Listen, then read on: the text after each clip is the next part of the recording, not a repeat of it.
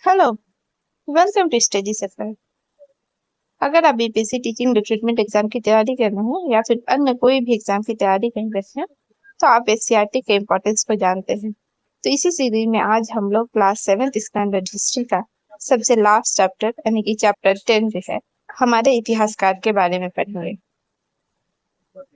तो class 7th standard के जो है इस चैप्टर में जो हिस्टोरियन है सर जदुनाथ सरकार और जो है डॉक्टर सैयद हसन अस्कारी के बारे में यहाँ पे बताया जाएगा। उनके जो व्यक्ति थे और उनकी जो रचनाएं हैं और इतिहास लेखन में जो उनकी जो भूमिका है उनके बारे में बताया जाएगा। तो वीडियो को शुरू करने से पहले अगर आप चैनल में नए हैं तो आपसे रिक्वेस्ट है कि चैनल को जरूर से जरूर सब्सक्राइब कर लीजिए। अपना सपोर्ट हमारे लिए बनाए रखिए और जो है वीडियो को अगर आपको ये पसंद आता है तो इसे लाइक करें और अपने दोस्तों में शेयर करें। तो चलिए शुरू करते हैं सर यदुनाथ सरकार के बारे में पढ़ने। तो सर यदुनाथ सरकार का जो टाइम पीरियड है वो 1870 से 1958 तक का है। यहाँ पे आप सर यदुनाथ सरकार का जो है उनका एक चित्र देख सकते हैं। ये सर यदुनाथ सरकार का चित्र है। सर यदुनाथ सरकार जो थे एक सजग एवं सुलझे हुए इतिहासकार। मुगल कालीन इतिहास लेखन के क्षेत्र में उनके योगदान को उनकी मौलिकता के कारण आज भी जो है प्रासंगिक माना जाता है।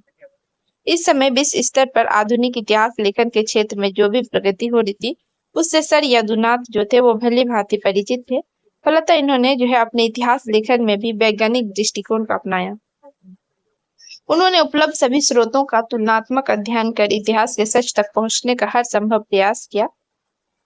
और सर यदुनाथ का अगर जो है उसके अर्ली टाइम के बारे में बात करें जो है उनका जन्म तो उनका जन्म जो है एक संपन्न परिवार में हुआ था और उच्च शिक्षा प्राप्त करने के बाद उन्होंने पटना कॉलेज के इतिहास विभाग में प्राध्यापक के पद को सुशोभित किया और अंततः 1923 ईस्वी में विभाग अध्यक्ष भी बने। विभाग अध्यक्ष मतलब जो हेड ऑफ द डिपार्टमेंट। और 1926 में अवकाश ग्रहण करने के बाद भी लगातार जो है वो शोध कार्यों में ही लगे रहे। उनका व्यक्तित्व जो था कि सर यदुनाथ जो थे वो समय के बड़े पाबंद थे एवं शोधार्थियों को सभी सुविधाएं भी उपलब्ध कराते थे। उन्हें राष्ट्रीय आंदोलन एवं इससे जुड़े क्रांतिकारी नेताओं के प्रति काफी सहानुभूति थी। क्रांतिकारी गिरोह के सदस्यों का इनके घर अक्सर आना जाना होता था जिसके कारण ब्रिटिश सरकार भी इन्हें शक की नजर से देखती थी। प्रोफेसर सरकार जो थे वो कई संस्थानों के सदस्य भी रहे। इन्हें ढाका तथा पटना विश्वविद्यालय से डी लिट की मानद उपाधि भी मिली थी। इनके कलकत्ता आवास को टीबी हॉस्पिटल के लिए दान कर दिया गया था लेकिन किसी वजह से अस्पताल नहीं बनने के कारण वहां तत्कालीन केंद्रीय शिक्षा मंत्री नूरुल हसन की पहल पर एक समाज विज्ञान अध्ययन केंद्र खोला गया है। अब उनका जो है इतिहासकार के रूप में उनके बारे में पढ़ेंगे। तो एक इतिहासकार के रूप में सर यदुनाथ का जीवन जो था वो जीवन इतिहास के अध्ययन के लिए समर्पित रहा। उन्होंने मुगल काल से संबंधित औरंगजेब, शिवाजी और मुगल काल के पतन पर न केवल प्रामाणिक इतिहास लिखने का काम किया बल्कि अधिक से अधिक मौलिक, साहित्यिक एवं अभिलेखीय साक्ष्यों को ढूंढने का जो है वो सफल प्रयास किया। इन्होंने किसी साक्ष्य को तब तक प्रामाणिक नहीं माना जब तक अन्य साक्ष्यों से तुलनात्मक अध्ययन करने के बाद इसकी पुष्टि नहीं हो जाती। इस कार्य के लिए सर यदुनाथ ने कई भाषाओं का अध्ययन किया और ये अपने बुढ़ापे में भी जो थे वो सुनियोजित ढंग से कार्य करते थे ताकि अपने रचनाओं को अधूरा छोड़कर इस संसार से विदा न हो जाए। सौभाग्य से इन्होंने अपनी सभी महत्वपूर्ण रचनाओं को पूरा भी किया। इन्होंने इतिहास लेखन के मुख्य विषय के रूप में औरंगजेब को चुना। यद्यपि शुरू में जो इनका रुझान था वो 1857 के विद्रोह पर था। कई अंग्रेज इतिहासकार जो थे वो फारसी स्रोतों के आधार पर हिंदू मुस्लिम इतिहास पर काफी कुछ लिख चुके थे और इसी तरह सर यदुनाथ के अध्ययन का विषय जो था वो नया नहीं था लेकिन इनके अध्ययन की जो पद्धति थी वो तत्कालीन ब्रिटिश इतिहासकारों से अधिक विकसित थी। इन्होंने औरंगजेब के इतिहास 5 खंडों में लिखा और इसे लिखने में करीब 25 वर्ष का समय इन्हें लगा। औरंगजेब पर लिखने के बाद सर यदुनाथ ने इरविन के अधूरे कार्य को पूरा किया और ये औरंगजेब पर लिखने के बाद जो था सर यदुनाथ ने इरविन के अधूरे कार्य को पूरा किया और ये जो पुस्तक थी वो लेटर मुगल्स के नाम से छपी जिसमें क्या है 1739 तक का इतिहास वर्णित है। इनकी एक अन्य पुस्तक जो बहुत ही मतलब फेमस हुई वो थी fall of the Mughal empire. इस पुस्तक को लिखने के बाद अपने राष्ट्रभक्ति की भावना को अभिव्यक्त करते हुए उन्होंने सरदेसाई को पत्र लिखा और उसने इस पत्र में क्या लिखा कि मैं इस पुस्तक को रोशनाई से नहीं बल्कि अपने हृदय के खून से लिखा है और यह कहकर मैं अपने उस व्यक्तिगत दुख और चिंता के बारे में नहीं सोच रहा हूँ जो मेरे जीवन की गोधूली बेला में मंडरा रही है और ना ही इस प्रचंड गर्मी में पुस्तक के लेखन में हुए घोर परिश्रम और सूक्ष्म अध्ययन के बारे में लिख रहा हूँ। राजाओं की हीन बुद्धि और चरित्रहीनता, सेना अध्यक्षों की कायरता और उनके वजीरों के स्वार्थ तथा विश्वासघात की कहानी भारत के हर सच्चे सपूत के मस्तक को शर्म से झुका देती है। फिर भी खुशी है कि मेरा काम पूरा हुआ और मैं पुनः आजाद हूँ। इनकी जो थी मुगल कालीन इतिहास की दो और प्रमुख रचनाएं थी। कौन कौन सी थी? Shivaji and his times and Mughal administration. इन पुस्तकों के माध्यम से सर यदुनाथ ने जो तत्कालीन प्रशासन एवं शिवाजी की नेतृत्व क्षमता का विशद विवेचन किया।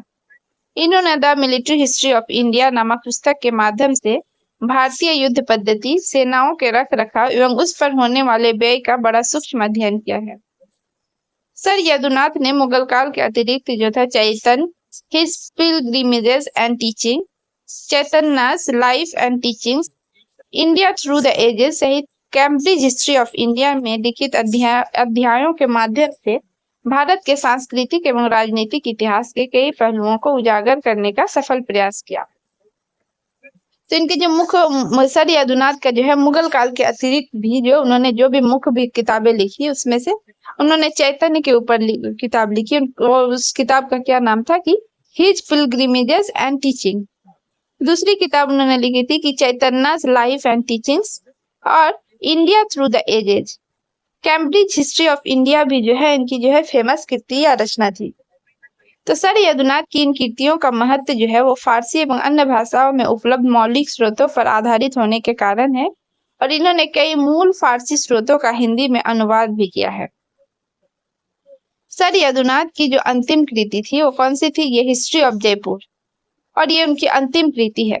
उन्होंने इनसे इस पुस्तक को लिखने का अनुरोध जो है वो सवाई मानसिंह द्वितीय ने किया था, जिन्हें अपने पूर्वजों के गौरवपूर्ण इतिहास पर नाज था और सर यदुनाथ ने राजमहल के पोथी खाने में उपलब्ध स्रोतों एवं साक्ष्यों के आधार पर जयपुर का इतिहास लिखा और इसे राजमाता गायत्री देवी के प्रयास से जो है वो प्रकाशित कराया गया।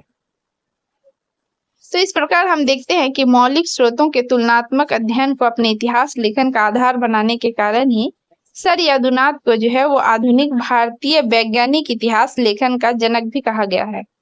इन्होंने पहल जो है आलोचनात्मक इतिहास लेखन का भी कार्य किया। इन्होंने इतिहास लेखन में जो है वो समकालीन एवं प्रमाणिक स्रोतों को ही आधार बनाया। इनका सिद्धांत था कि बिना दस्तावेज के इतिहास नहीं लिखा जा सकता है और सर यदुनाथ सरकार ने जो है इतिहास लेखन के लिए भूगोल की भी जानकारी आवश्यक मानते थे। इनका मानना था कि इतिहास लेखन में विज्ञान की तरह वस्तुनिष्ठा नहीं आ सकती, फिर भी जो है इतिहासकार को वैज्ञानिक नियमों की तरह विचारों में निष्पक्षता बरतनी चाहिए और इन्होंने सदैव इस तरह की निष्पक्षता का पालन किया और दूसरों को भी निष्पक्ष लेखन का उपदेश देते रहे। सर यदुनाथ जो थे वो इतिहासकारों की उस पीढ़ी से संबंधित थे जो ऐतिहासिक प्रक्रिया में व्यक्तियों की निर्णायक भूमिका और शासक वर्ग के आचरण को ही मुख्य कारक मानते थे और परिणाम स्वरूप इन्होंने अपने लेखक में आर्थिक सामाजिक परिस्थितियों के प्रभाव को अपने शोध का जो है आधार नहीं बनाया। सर यदुनाथ के विचारों एवं उनके द्वारा किए गए विश्लेषण का पुनर्विवेचन इतिहासकारों के द्वारा किया जा रहा है और निष्कर्षतः हम ये कह सकते हैं कि मूल स्रोतों का जो अध्ययन है इतिहास लेखन के माध्यम से मध्यकालीन इतिहास के बौद्धिक जगत को परिचित कराने के काम में सर यदुनाथ का महत्वपूर्ण योगदान हर समय याद किया जाएगा। तो ये तो हमने सर यदुनाथ सरकार के बारे में पढ़ा। अब हम लोग जो है प्रोफेसर सैयद हसन अस्करी के बारे में पढ़ेंगे और इनका जो टाइम पीरियड था वो 1901 से लेकर 1990 ईस्वी तक था। प्रोफेसर सैयद हसन अस्करी जो थे वो अत्यंत सरल स्वभाव के महान विद्वान थे। इनकी सादगी, सहजता एवं सहृदयता ने इन्हें जो है अपने जीवन काल में ही अनेक कथा कहानियों का पात्र बना दिया। इनके जीवन से जुड़ी घटनाएं जो है वो अध्ययन एवं शोध के प्रति इनका समर्पण ही इन्हें महान साबित करने के लिए काफी है। अस्करी साहब कभी किसी पद, प्रतिष्ठा एवं नाम के पीछे नहीं भागे। वे जो है सदैव धुनी गवेषक की तरह मध्यकालीन इतिहास से संबंधित अभिलेखों और पांडुलिपियों की खोज में लगे रहे तथा नई सामग्रियों को अपनी विवेचना के साथ जो है प्रकाश में लाते रहे। तो यहाँ पे देख सकते हैं ये अस्करी साहब का जो है चित्र दिया हुआ है। तो सैयद हसन अस्करी का जो जन्म हुआ था, सैयद हसन अस्करी का जन्म सिवान जिले के एक शिक्षित मध्यम वर्गीय परिवार में हुआ था। इनकी प्रारंभिक शिक्षा जो है वो घर पर ही हुई थी और इन्होंने जो है लंगर सिंह कॉलेज से स्नातक की परीक्षा पास करने के बाद पटना विश्वविद्यालय से ही इतिहास में स्नातकोत्तर यानी कि एमए एवं कानून में जो है वो स्नातक की डिग्री प्राप्त की थी। इन्होंने अपने पेशे का जो प्रारंभ वो वकालत से किया था, लेकिन उनका मन वहां नहीं रमा। अंततः उन्होंने पटना कॉलेज में इतिहास के व्याख्याता के रूप में योगदान दिया। 1956 ईस्वी में अवकाश प्राप्त करने के बाद भी ये 1974 ईस्वी तक पटना विश्वविद्यालय में अध्यापन के कार्य से जुड़े रहे। शोध कार्य में रुचि का आरोप। तो पटना कॉलेज के इतिहास विभाग के जो अध्यक्ष हैं डॉक्टर सुबिमल चंद्र सरकार ने एक दिन अस्करी साहब को अपने आवास पर बुलाया और उन्होंने जो है काली किंकर दत्त जो आगे चलकर महान इतिहासकार बने, जिनके बारे में जो है हम लोग क्या है अगली कक्षा में पढ़ेंगे। तो उन्होंने कलिकिंकर दत्त नामक नौजवान से जो है परिचय करवाया। कलिकिंकर दत्त जो थे वो सुबिमल चंद्र सरकार के साथ पीएचडी करने आए थे और डॉक्टर सरकार ने अस्करी साहब से कहा था कि कलकत्ता से आए इस शोधार्थी को खुदाबख्श लाइब्रेरी की फारसी पांडुलिपि पढ़ने में मदद करे और मदद पहुंचाने के क्रम में पुरानी पांडुलिपियों में जो उनकी रुचि जगी तो वो जीवन भर बनी रही। अस्करी साहब जो थे वो कई शैक्षणिक संस्थाओं से भी जुड़े रहे और इन्होंने शोध सामग्री इकट्ठा करने के लिए सुदूर देहातों की भी यात्रा की। फारसी पांडुलिपियों के जो जानकार के रूप में इनकी प्रतिष्ठा जो थी वो दूर दूर तक फैली हुई थी। इन्होंने लेखन कार्य प्रायः अंग्रेजी में किया, लेकिन कुछ रचनाएं जो है उर्दू में भी हैं। अस्करी साहब ने निरंतर इतिहास विषयक कार्य करते हुए लगभग 150 मानक शोध पत्र प्रस्तुत किए। अस्करी साहब ने कभी अर्थोपार्जन के लिए शोध कार्य नहीं किया और मध्यकालीन भारतीय इतिहास पर शोध कार्य करना उनकी आदत सी बन गई थी।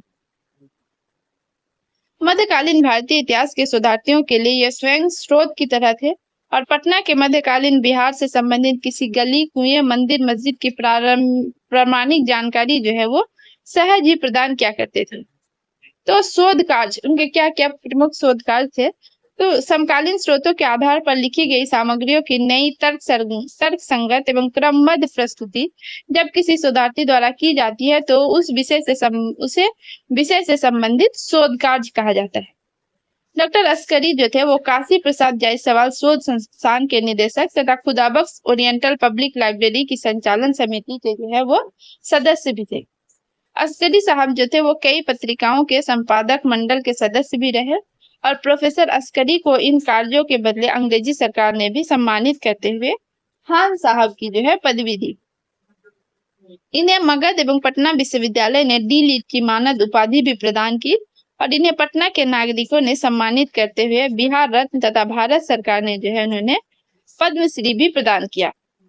भारतीय इतिहास कांग्रेस ने भी इन्हें वैज्ञानिक एवं धर्मनिरपेक्ष इतिहास लेखन के लिए विशेष रूप से सम्मानित किया और इन्हें भारत के जो है तीन राष्ट्रपति से सम्मानित होने का गौरव प्राप्त है।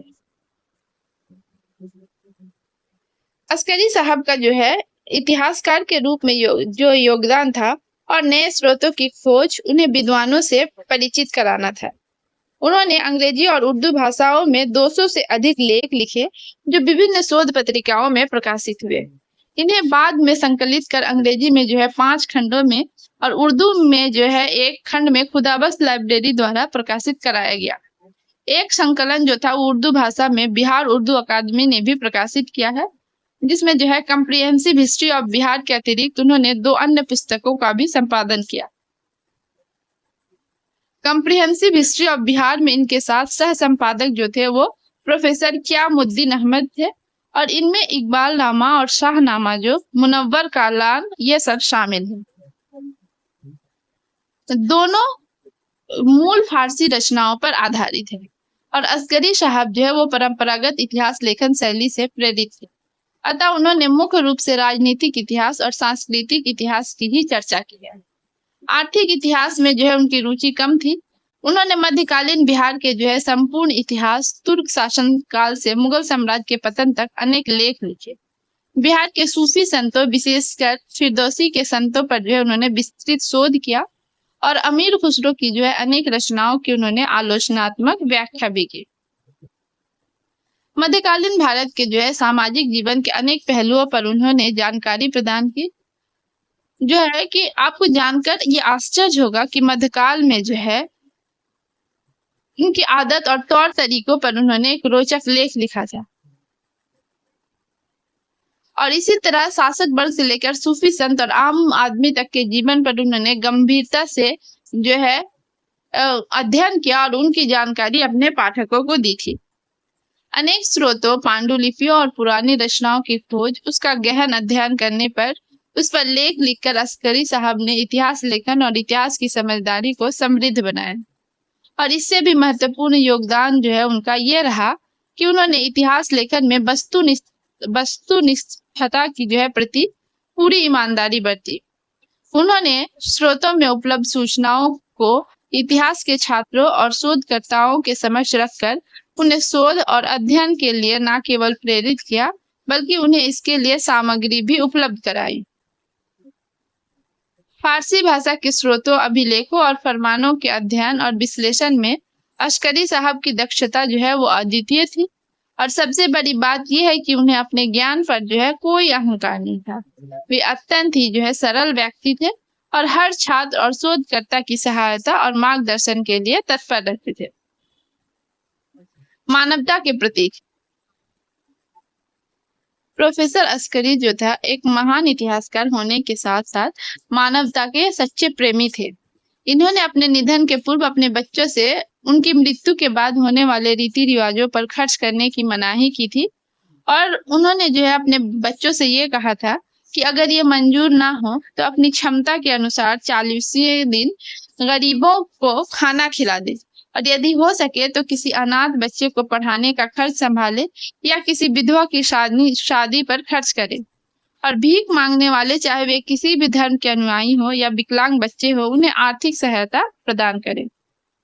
तो इस प्रकार कहा जा सकता है कि प्रोफेसर अस्करी जो थे वो जितने बड़े इतिहासकार थे उससे भी सरल स्वभाव के थे और मानवता के प्रेमी भी थे। तो ये जो है इस चैप्टर में हमने दो प्रोफेसर्स के बारे में पढ़ा है। एक पहला तो सर यदुनाथ सरकार के बारे में और दूसरा जो है प्रोफेसर अस्करी के बारे में। तो यहाँ पे जो इम्पोर्टेंट चीज है कि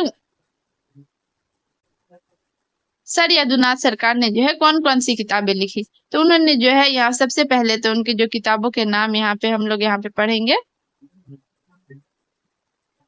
कि उन्होंने औरंगजेब के ऊपर उन्होंने काम किया था और औरंगजेब पे उन्होंने काम करने 25 वर्ष का समय लगा था। उनकी जो पुस्तक थी उनमें जो मुख्य नाम है वो है लेटर मुगल्स, दूसरा है fall of the Mughal empire और आगे है कि शिवाजी एंड हिज टाइम्स, दूसरा है मुगल एडमिनिस्ट्रेशन।